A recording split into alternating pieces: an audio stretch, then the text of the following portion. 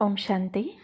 आज हम 5 दिसंबर 89 की अव्यक्तवाणी सुनते हैं।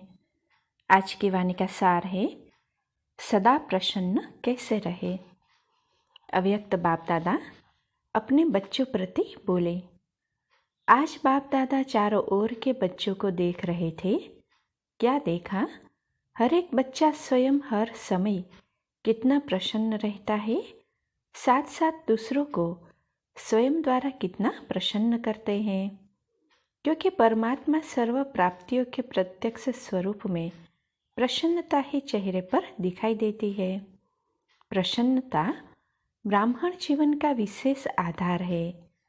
अल्पकाल की प्रसन्नता और सदा काल की संपन्नता की प्रसन्नता, इसमें रात दिन का अंतर है। अल्पकाल की प्रसन्नता अल्पकाल के प्राप्ति वाले के चेहरे पर थोड़े समय के लिए दिखाई जरूर देती है, लेकिन रूहानी प्रसन्नता स्वयं को प्रसन्न करती ही है।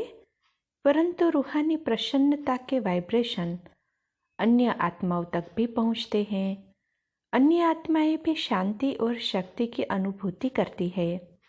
जैसे फलदायक वृक्ष अपनी शीतलता की छाया में थोड़े समय के लिए मानव को शीतलता का अनुभव कराता है और मानव प्रसन्न हो जाता है, ऐसे परमात्मा प्राप्तियों के फल संपन्न रूहानी प्रसन्नता वाली आत्मा दूसरों को भी अपने प्राप्तियों की छाया में तन मन की शांति की शक्ति की अनुभूति कराती है।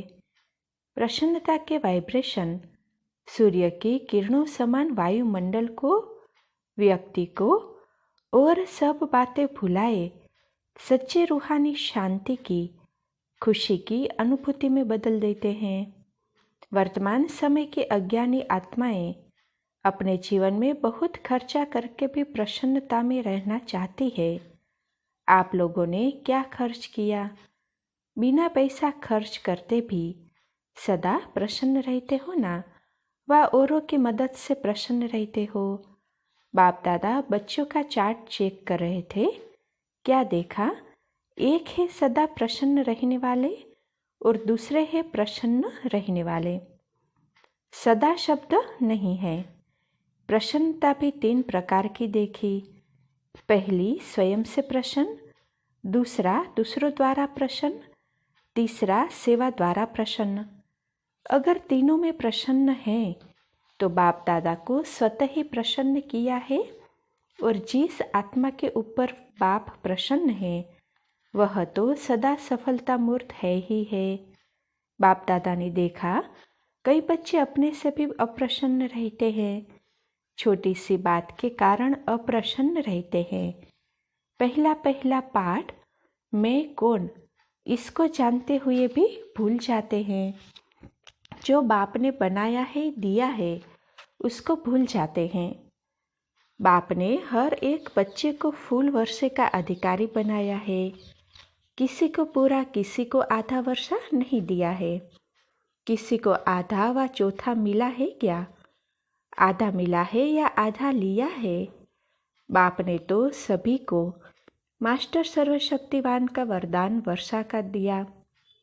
वैसे नहीं कि कई शक्तियाँ बच्चों को दी और कोई नहीं दी, अपने लिए नहीं रखी। सर्वगुण संपन्न बनाया है, सर्व प्राप्ति स्वरूप बनाया है। लेकिन बाप द्वारा जो प्राप्तियाँ हुई है उसको स्वयं में समा नहीं सकते। जैसे स्थूल धन व साधन प्राप्त होते भी खर्च करना न आए व साधनों को यूज करना न आए तो प्राप्ति होते भी उससे वंचित रह जाते हैं। ऐसे सब प्राप्तियाँ, ये वह खजाने सबके पास है, लेकिन कार्य में लगाने की विधि नहीं आती है और समय पर यूज करना नहीं आता है। फिर कहते मैं समझती थी कि यह करना चाहिए था, यह नहीं करना चाहिए था, लेकिन उस समय भूल गया। अभी समझती हूँ कि ऐसा नहीं होना चाहिए था।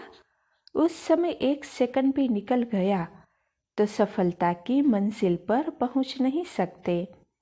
क्योंकि समय की गाड़ी निकल गई। चाहे 1 सेकंड लेट किया, चाहे 1 घंटा लेट किया, समय तो निकल गया ना। और जब समय की गाड़ी निकल जाती है तो फिर स्वयं से दिल शिकस्त हो जाते हैं और अप्रसन्नता के संस्कार इमर्ज हो जाते हैं। मेरा भाग्य ही ऐसा है, मेरा ड्रामा में पार्ट ही ऐसा है। पहले भी सुनाया था, स्व से अप्रसन्न रहने के मुख्य 2 कारण होते हैं, दिल शिकस्त होना और दूसरा कारण होता है दूसरों की विशेषता को व भाग्य को व पाठ को देख ईर्ष्या उत्पन्न होना। हिम्मत कम होती है, ईर्ष्या ज़्यादा होती है। दिल शिकस्त भी कभी प्रसन्न नहीं रह सकता और ईर्ष्या वाला भी कभी प्रसन्न नहीं रह सकता, क्योंकि दोनों हिसाब से ऐसी आत्माओं की इच्छा कभी पूर्ण नहीं होती और इच्छाएं अच्छा बनने नहीं देती, इसीलिए प्रसन्न नहीं रहते। प्रसन्न रहने के लिए सदा एक बात बुद्धि में रखो कि ड्रामा के नियम प्रमाण संगम युग पर हर एक ब्राह्मण आत्मा को कोई न कोई विशेषता मिली हुई है। चाहे माला का लास्ट 16,000 वाला दाना हो, उनको भी कोई न कोई विशेषता मिली हुई है। उनसे भी आगे चलो, 9 लाख जो गाए हुए हैं, उन्होंने भी कोई न कोई विशेषता मिली हुई है। अपनी विशेषता को पहले पहचानो। अभी तो 9 लाख तक पहुँचे ही नहीं हैं, तो ब्राह्मण जन्म के भाग्य की विशेषता को पहचानो, उसको पहचानो और कार्य में लगाओ।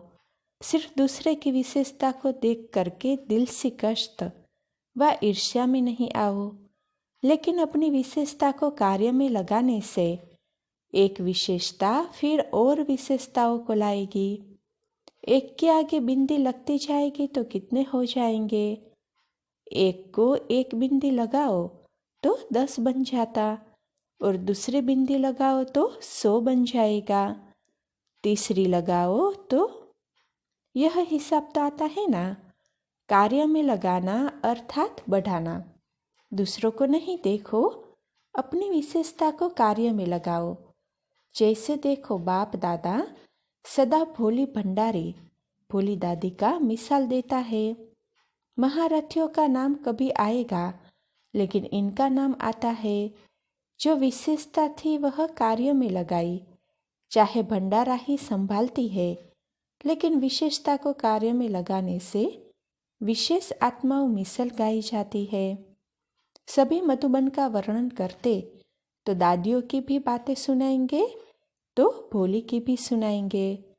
भाषण तो नहीं करती, लेकिन विशेषता को कार्य में लगाने से स्वयं भी विशेष बन गई। दूसरे भी विशेष नज़र से देखते, तो प्रसन्न रहने के लिए क्या करेंगे? विशेषता को कार्य में लगाओ तो वृद्धि हो जाएगी, और जब सर्व आ गया तो संपन्न हो जाएंगे। और प्रसन्नता का आधार है संपन्नता। जो स्वयं से प्रसन्न रहते वह औरों से भी प्रसन्न रहेंगे, सेवा से भी प्रसन्न रहेंगे। जो भी सेवा मिलेगी उसमें औरों को प्रसन्न कर सेवा में नंबर आगे ले लेंगे। सबसे बड़ी से बड़ी सेवा आपकी प्रसन्न मूर्त करेगी। तो सुना, क्या चार्ट देखा? अच्छा, टीचर्स को आगे बैठने का भाग्य मिला है, क्योंकि पंडा बनकर आती है तो मेहनत बहुत करती है। एक को सुखधाम से बुलाएंगे तो दूसरे को विशाल भवन से बुलाएंगे। एक्सरसाइज अच्छी हो जाती है। सेंटर पर तो पैदल करती नहीं हो। जब शुरू में सेवा आरंभ की तो पैदल जाती थी ना। आपकी बड़ी दादियाँ भी पैदल जाती थी। सामान का थैला हाथ में उठाया और पैदल चली। आजकल तो आप सबने बने बनाए पर आए हो, तो लकी हो ना। बने बनाए सेंटर मिल गए, अपने मकान हो गए। पहले तो जमुना घाट पर रहती थी। एक ही कमरा, रात को सोने का, दिन को सेवा का होता था। लेकिन खुशी खुशी से जो त्याग किया, उसी के भाग्य का फल अभी खा रही हो। आप फल खाने के टाइम पर आई हो। बोया इन्होंने, खा आप रही हो। फल खाना तो बहुत सहज है ना। अब तो ऐसे फल स्वरूप क्वालिटी निकालो। समझा? क्वांटिटी तो है ही, और यह भी चाहिए। 9 लाख तक जाना है तो क्वांटिटी और क्वालिटी दोनों चाहिए। लेकिन 16,000 की पक्की माला तो तैयार करो। अभी क्वालिटी की सेवा पर विशेष अंडरलाइन करो। हर ग्रुप में टीचर्स भी आती, कुमारियाँ भी आती है, लेकिन निकलती नहीं है। मधुबन अच्छा लगता है, बाप से प्यार भी है, लेकिन समर्पण होना सोचना है। जो स्वयं ऑफर करता है वह निर्विघ्न चलता है, और जो कहने से चलता वह रुकता है, फिर चलता है। वह बार बार आपको ही कहेंगे, हमने तो पहले ही कहा था, सरेंडर नहीं होना चाहिए। कोई कोई सोचती है, इससे तो बाहर रहकर सेवा करे तो अच्छा है। लेकिन बाहर रहकर सेवा करना और त्याग करके सेवा करना, इसमें अंतर जरूर है। जो समर्पण के महत्व को जानते हैं, वह सदा ही अपने को कई बातों से किनारे हो आराम से आ गए हैं, कई मेहनत से छूट गए। तो टीचर्स अपने महत्व को अच्छी रीति जानती हो ना। नौकरी और यह सेवा, दोनों काम करने वाले अच्छे व एक काम करने वाले अच्छे, उन्हों को फिर भी डबल पार्ट बचाना पड़ता है। पर निर्बंधन है, फिर भी डबल पार्ट तो है ना। आपका तो एक ही पार्ट है। प्रवृत्ति वालों को 3 पार्ट बचाना पड़ता है, एक पढ़ाई का, दूसरा सेवा का, और साथ साथ प्रवृत्ति को पालने का। आप तो सब बातों से छूट गई। अच्छा, सर्व सदा प्रसन्नता की विशेषता संपन्न श्रेष्ठ आत्माएं सदा अपनी विशेषता को पहचान कार्य में लगाने वाली सेंसिबल और इसेंसफुल आत्माओं को सदा प्रसन्न रहने वाले, प्रसन्न करने की श्रेष्ठता वाली महान आत्माओं को बाप दादा का याद प्यार और नमस्ते। अच्छा, आगरा राजस्थान ग्रुप सदा अपने को अकाल तख्त नशीन श्रेष्ठ आत्मा समझते हो। आत्मा अकाल है तो उसका तख्त भी अकाल तख्त हो गया ना। इस तख्त पर बैठकर आत्मा कितना कार्य करती है। तख्त नशीन आत्मा हूँ, इस स्मृति से स्वराज्य की स्मृति स्वतः आती है। राजा भी जब तख्त पर बैठता है तो राजाई का नशा, राजाई खुशी स्वतः होती है। तख्त नशीन माना स्वराज्य अधिकारी आत्मा हूँ। इस स्मृति से सभी कर्मेंद्रियां स्वतः ऑर्डर पर चलेगी। जो अकाल तख्त नशीन समझकर चलते हैं, उनके लिए बाप का भी दिल तख्त है, क्योंकि आत्मा समझने से बाप ही याद आता है। फिर न देह है, न देह के संबंध है, न पदार्थ है, एक बाप ही संसार है। इसीलिए अकाल तख्त नशीन बाप के दिल तख्त नशीन भी बनते हैं। बाप के दिल में ऐसे बच्चे ही रहते हैं जो एक बाप दूसरा न कोई है, तो डबल तख्त हो गया। जो सिकिलते बच्चे होते हैं, प्यारे होते हैं, उन्हें सदा गोदी में बिठाएंगे, ऊपर बिठाएंगे, नीचे नहीं। तो बाप भी कहते हैं, तख्त पर बैठो, नीचे नहीं आओ। जिसको तख्त मिलता है वह दूसरी जगह बैठेगा क्या? तो अकाल तख्त व दिल तख्त को भूल देह हो की धरनी में, मिट्टी में नहीं जाओ। देह को मिट्टी कहते हैं ना, मिट्टी मिट्टी में मिल जाएगी ऐसे कहते हैं ना। तो देह में आना अर्थात मिट्टी में आना। जो रॉयल बच्चे होते हैं वह कभी मिट्टी में नहीं खेलते। परमात्मा बच्चे तो सबसे रॉयल हुए। तो तख्त पर बैठना अच्छा लगता है या थोड़ी थोड़ी दिल होती है मिट्टी में भी देख ले। कई बच्चों की आदत मिट्टी खाने की व मिट्टी में खेलने की होती है। तो ऐसे तो नहीं है ना। 63 जन्म मिट्टी से खेला, अब बाप तख्त नशीन बना रहे हैं तो मिट्टी से कैसे खेलेंगे। जो मिट्टी में खेलता है वह मेला होता है। तो आप भी कितने मेले हो गए। अब बाप ने स्वच्छ बना दिया। सदा इसी स्मृति में समर्थ बनो। शक्तिशाली कभी कमजोर नहीं होते। कमजोर होना अर्थात माया की बीमारी आना। अभी तो सदा तंदुरुस्त हो गए। आत्मा शक्तिशाली हो गई। शरीर का हिसाब किताब अलग चीज है, लेकिन मन शक्तिशाली हो गया ना। शरीर कमजोर है, चलता नहीं है, वह तो अंतिम है, वह तो होगा ही। लेकिन आत्मा पावरफुल हो। शरीर के साथ आत्मा कमजोर न हो। तो सदा याद रखना कि डबल तख्त नशीन 100 डबल ताजधारी बनने वाले हैं। अच्छा, सभी संतुष्ट होना। संतुष्ट अर्थात प्रसन्न। सदा प्रसन्न रहते हो या कभी कभी रहते हो, कभी अप्रसन्न कभी प्रसन्न, ऐसे तो नहीं। कभी किसी बात से अप्रसन्न नहीं होते हो। आज यह कर लिया, आज यह हो गया, कल वह हो गया, ऐसे पत्र तो नहीं लिखते हो। सदा प्रसन्न चित्त रहने वाले अपने रूहानी वाइब्रेशन से औरों को भी प्रसन्न करते हैं। ऐसे नहीं मैं तो प्रसन्न रहता ही हूँ, लेकिन प्रसन्नता की शक्ति फैलेगी जरूर। तो और किसी को भी प्रसन्न कर सको, ऐसे हो या अपने तक ही प्रसन्न ठीक हो। दूसरों को भी करेंगे, फिर तो अभी कोई पत्र नहीं आएगा।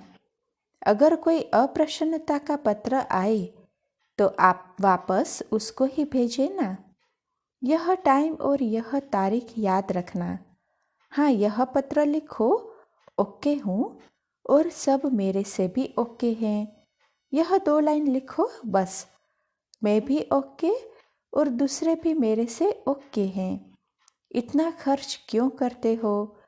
यह 2 लाइन कार्ड पर ही आ सकती है और बार बार भी नहीं लिखो। नहीं तो रोज कार्ड भेज देते हैं, रोज नहीं भेजना। मास में 2 बार, 15 दिन में 1 ओके का कार्ड लिखो और कथाएं नहीं लिखना। अपनी प्रसन्नता से औरों को भी प्रसन्न बनाना है। अच्छा, गुजरात ग्रुप, सदा अपने को बाप के सिकिलते समझते हो। सिकिलते अर्थात बड़े सिख से बाप ने हमें ढूंढा है। बाप ने बड़े शिक व प्रेम से आपको ढूंढा है।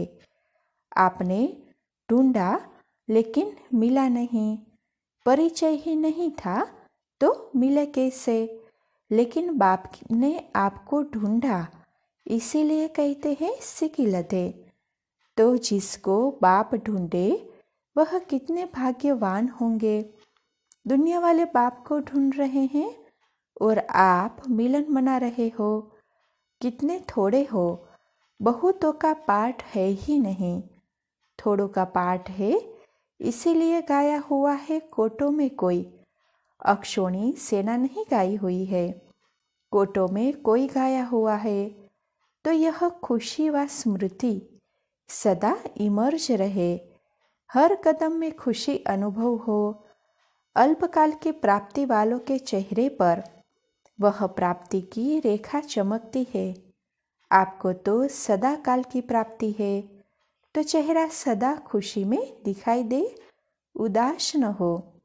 जो माया का दास बनता है वह उदास होता है।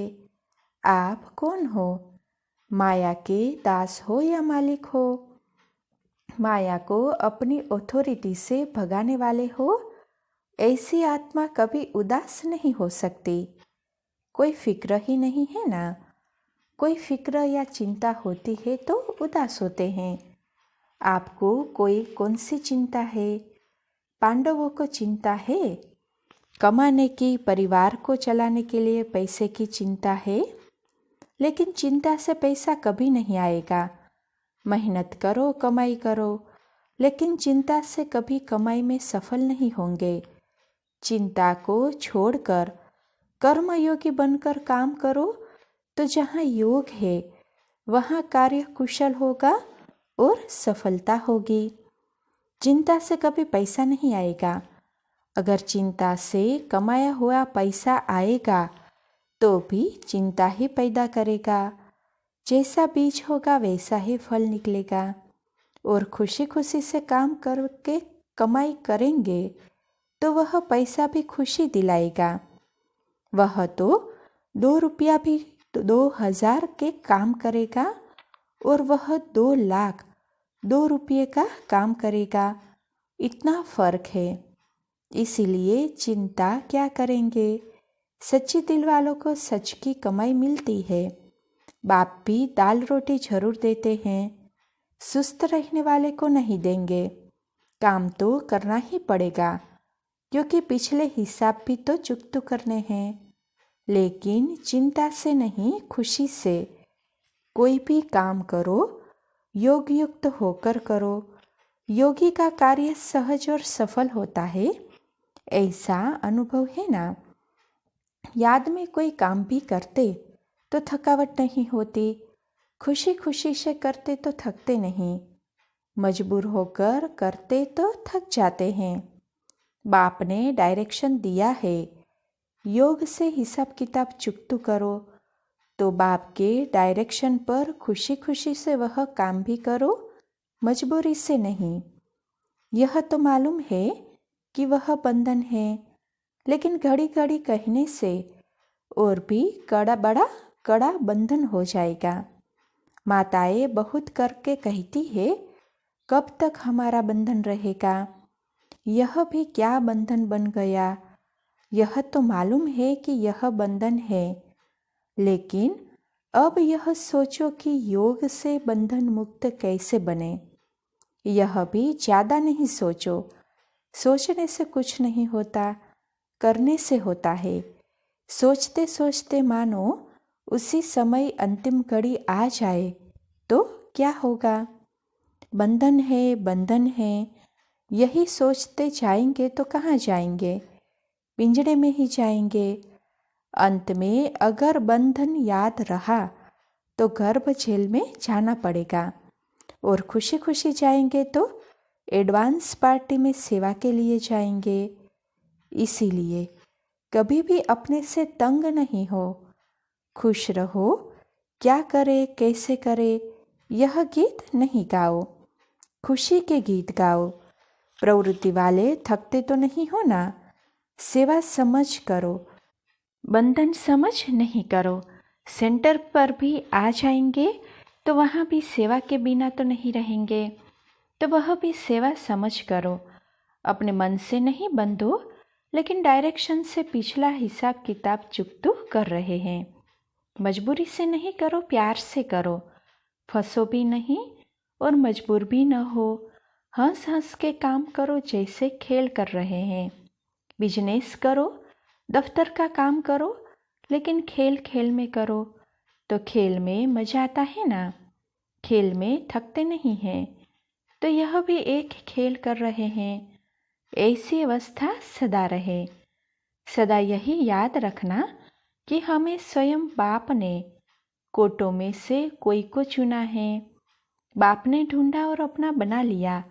इसी नशे व खुशी में रह हर कार्य करते सफलता मूर्त बनते चलो। यही स्मृति वरदान रूप बन जाएगी, शक्तिशाली बना देगी। सदा अतीन्द्रिय सुख में रहते हो। अतीन्द्रिय सुख अर्थात आत्मिक सुख, इंद्रियों का सुख नहीं, लेकिन आत्मिक सुख। आत्मा अविनाशी है तो आत्मिक सुख भी अविनाशी होगा। इंद्रिया खुद ही विनाशी है तो सुख भी विनाशी होगा। कोई भी विनाशी यानी थोड़े समय का सुख नहीं चाहते हैं। अगर किसी को भी कहो 2 घंटे का सुख ले लो और 22 घंटे का दुख ले लो, तो कौन मानेगा? यही सोचेगा कि सदा सुख हो, दुख का नाम निशान न हो। तो अतीन्द्रिय सुख अविनाशी है। इंद्रियों के सुख के अनुभवी भी हो और अतीन्द्रिय सुख के अनुभवी भी हो, तो क्या अच्छा लगता है? अतीन्द्रिय सुख अच्छा या इंद्रियों का सुख अच्छा? तो अच्छी चीज़ का कभी छोड़ो नहीं, भूलो नहीं, भूलना चाहे तो भी नहीं भूलेंगे।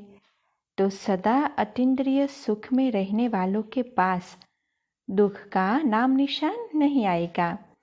असंभव। कई कहते हैं मेरे को दुख नहीं होता, लेकिन दूसरा दुख देता है तो क्या करे?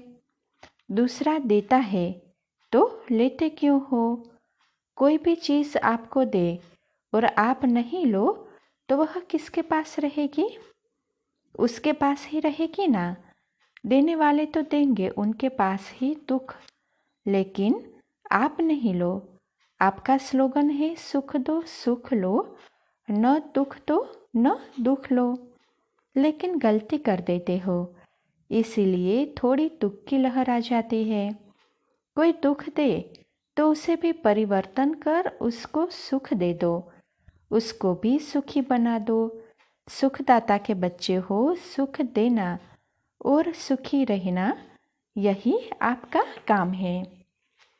अच्छा, अहमदाबाद हॉस्टल की कुमारियों से, कुमारियों का लक्ष्य क्या है? ब्रह्मा कुमारी बनेगी या इंजीनियर डॉक्टर बनेगी? टोकरी उठानी है या ताज पहनना है? सिर पर या तो आएगी टोकरी या तो आएगा ताज। ताज है विश्व सेवा का, बेहद सेवा का। तो जो कॉलेज में पढ़ती है उन्हों का लक्ष्य क्या है?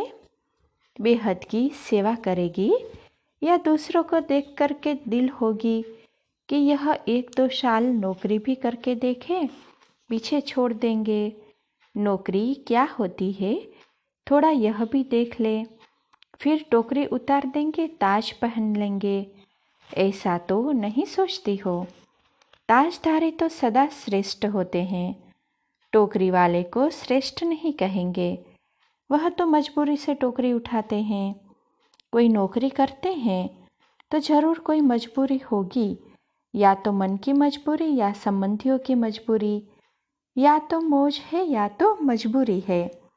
दोनों में से एक तो है, क्योंकि समय कम है और समय अचानक ही आना है, बताकर नहीं आएगा। इसीलिए कहते हैं जो करना है वह अब करो, कल नहीं, परसों नहीं, साल के बाद नहीं। करना है तो अब। हाँ, कोई सरकमटेंस है और जो निमित्त बने हुए हैं उन्हों के डायरेक्शन से करते हैं, तो फिर आपकी जिम्मेवारी नहीं। तो कुमारियाँ क्या सोचती हो? हॉस्टल में क्यों रहती हो? घर में भी तो पढ़ाई पढ़ सकती हो, सेंटर में भी आ सकती हो, फिर हॉस्टल में क्यों रहती हो? माँ बाप याद नहीं आते? कभी कभी याद आते हैं, जब बड़ा दिन होगा तब याद आते होंगे। अच्छा, बीमारी के टाइम पर माँ बाप याद आते हैं? पक्की हो? अपने दिल से गई हो, कोई के कहने से तो नहीं गई हो ना। अच्छा है यह भी ड्रामा में लकी कुमारियाँ हो, जो गई, जो बचपन से श्रेष्ठ संग मिला, फिर भी हिम्मत रखी है, तो हिम्मत वालों को फल भी मिलता है। माताएं भी कुमारियों को देखकर खुश होती है ना। माताएं सोचती है हम भी इतने जीवन में आते तो अच्छा होता, लेकिन सबका एक जैसा पाठ तो हो नहीं सकता, वैरायटी चाहिए। सर्व का पिता है तो कुमार भी चाहिए, कुमारियाँ भी चाहिए, अधर कुमार अधर कुमारियाँ भी चाहिए, सर्व सिंपल चाहिए। पांडव तो यह नहीं सोचते कि अगर कुमारी होते तो टीचर बन जाते, सेंटर मिल जाता, हर एक के पार्ट की अपनी अपनी विशेषता है। हर एक की विशेषता अलग और महान है। एक दो के पार्ट को देखकर खुश रहो, अपने पार्ट को कम नहीं समझो। सबका पार्ट अच्छे ते अच्छा है। अच्छा, पंजाब ग्रुप सदा अपने को संगम युगी बेपरवाह बादशाह हूँ ऐसे समझते हो। पुरानी दुनिया की कोई परवाह नहीं। सदा दिल में ब्रह्मा बाबा समान क्या गीत गाती हो। परवाह थी पार ब्रह्म में रहने वाले की, वह तो पा लिया, अभी क्या परवाह। तो बेपरवाह बादशाह हो, गुलाम नहीं। इस बादशाही जैसी और कोई बादशाही नहीं, क्योंकि यह बादशाही डायरेक्ट बाप ने दी है। और जो भी बादशाही मिलती है वह या तो धन दान करने से मिलती है या आजकल के वोटों से मिलती है। और आपको स्वयं बाप ने राज तिलक दिया है। इस राज तिलक के आगे सतयुग का राज तिलक भी कोई बड़ी बात नहीं। तो यह राज तिलक पक्का लगा हुआ है या मिट जाता है। अभी अभी राजा और अभी अभी गुलाम, ऐसा खेल तो नहीं करते हो। बेपरवाह बादशाह, यह कितनी अच्छी स्थिति है। जब सब कुछ बाप के हवाले कर दिया तो परवाह किसको होगी, बाप को या आपको। बाप जाने। जब अपने जीवन की जिम्मेवारी बाप के हवाले की है तो बाप जाने। ऐसे तो नहीं थोड़ा थोड़ा कहीं अपनी ऑथोरिटी को छिपा कर रखो, मनमत को छिपा कर रखा हो। अगर श्रीमत पर है तो बाप के हवाले है। सच्ची दिल से बाप के हवाले सब कुछ कर दिया तो उसकी निशानी सदा डबल लाइट होंगे, कोई बोझ नहीं होगा। अगर किसी भी प्रकार का बोझ है तो इससे सिद्ध है कि बाप के हवाले नहीं किया। जब बाप ऑफर करता है कि सब बोझ मेरे को दे दो और तुम हल्के हो जाओ, तो क्या करना चाहिए। ऐसा सर्वेंट फिर नहीं मिलेगा। अनेक जन्म बोझ रखकर देख लिया, बोझ से क्या हुआ, नीचे ही होते गए। अब डबल लाइट बन उठते रहो। तन मन धन सब ट्रांसफर कर दो। कई कहते हैं और कोई बोझ नहीं है, लेकिन थोड़ा थोड़ा संबंध का बोझ है। तो सर्व संबंध बाप से नहीं जोड़ा है तब बोझ है। वायदा है सर्व संबंध एक बाप से, तो कोई बोझ नहीं। आराम से दाल रोटी खाओ और उड़ती कला में उड़ो। कहाँ भी रहते बाप को भोग लगाकर खाते हो तो ब्रह्मा भोजन खाते हो। ब्रह्मा भोजन खाओ, खूब नाचो, मौज मनाओ। अभी मौज में नहीं रहेंगे तो कब रहेंगे। अच्छा, बॉम्बे ग्रुप सभी अपने पुरुषार्थ की रफ्तार को जानते हो। मैं कौन हूँ और क्या हूँ, यह दोनों ही बातें जानते हो ना। समय की रफ्तार प्रमाण अपने पुरुषार्थ की रफ्तार क्या समझते हो। समय की रफ्तार तीव्र है या आपकी।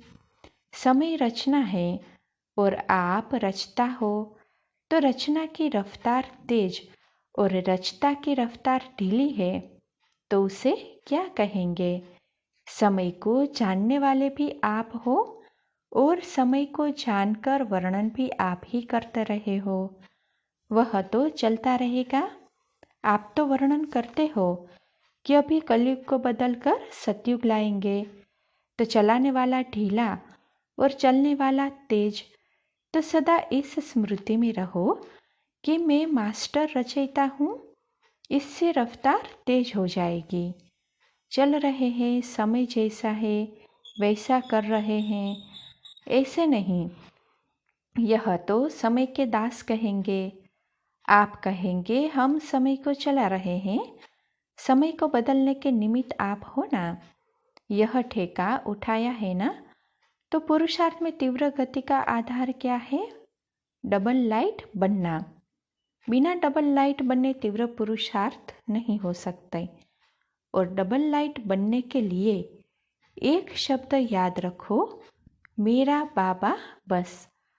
कोई भी बात आ जाए, हिमालय पहाड़ से भी बड़ी हो, लेकिन बाबा कहा और पहाड़ रुई बन जाएगा। राई भी नहीं, रुई। राई भी थोड़ी मजबूत कड़क होती है और रुई बहुत नर्म और हल्की होती है। तो कितना भी बड़ा पहाड़ रुई बन जाएगा। दुनिया वाले देखेंगे तो कहेंगे यह कैसे होगा, और आप कहेंगे यह ऐसे होगा। बुद्धि में बाबा कहा और टच होगा कि यह ऐसे होगा। हर बात सहज लगेगी, क्योंकि सहज योगी जीवन है। जिसकी जीवन ही सहज है, उसके सामने कोई बात आएगी तो सहज हो जाएगा।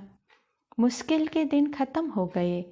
न ब्राह्मण जीवन में मुश्किल शब्द है, न देवता जीवन में। इसीलिए बाप की महिमा में कहते हो, मुश्किल को सहज बनाने वाले। तो बाप की महिमा वह आपकी भी महिमा है। अच्छा, तुलिया वाले अभी अभी पहुँचे हैं। बस खराब हो गई थी, इसीलिए लेट आए। तो बाबा ने कहा, अच्छा, तुलिया वालों के पाप धुल गए। जितना समय लेट हुए उतना समय बाबा बाबा ही याद था ना, तो पाप धुल गए। जो भी पिछला रहा होगा वह धुल गया। आप तो खुश थे, दुख की लहर तो नहीं आई। ऐसे टाइम पर अचल रहे, इसीलिए पाप धुलाई हो गया। अभी सदा ही मौज में चलते उड़ते रहेंगे। अच्छा, ओम शांति।